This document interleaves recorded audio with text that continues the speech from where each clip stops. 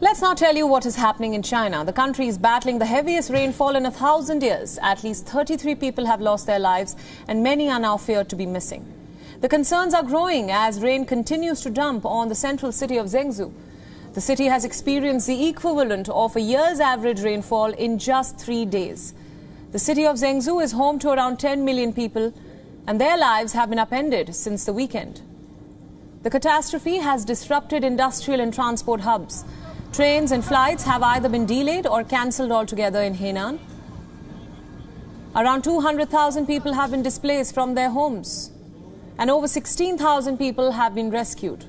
Apart from the Henan province, a 1,800-member team has now been put together from 7 other provinces and they are currently assisting with rescue efforts, food and shelter needs.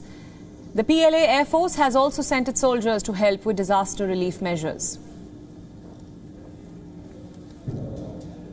赶赴郑州、洛阳、开封等地执行分洪爆破、抗洪抢险、疏散群众等任务。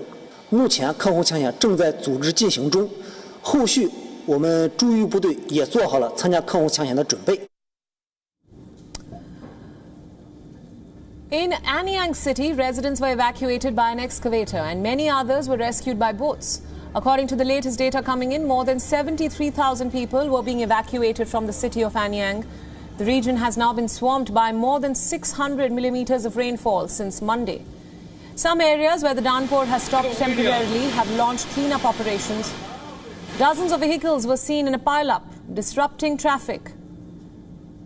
The rainfall has forced water to soar over flood season marks in 9 large reservoirs. Several rivers are currently overflowing above their normal mark. Streets and underground rail system remains largely and partially inundated. Nerve-shredding visuals were shared on social media, where trapped passengers struggled with chest-high waters inside a train carriage. At least 12 people were killed in the metro. 5 more were injured and more than 500 were later rescued. Officials had to cut open the roof of the coach to pull people out to safety. Now this comes after coastal cities of South China witnessed this year's 7th typhoon. Typhoon Sempaka brought strong winds and heavy rains with it. Scientists say climate change is worsening flooding around the world. The rainfall are expected to trigger sharp water level rises and flooding over the next 3 days.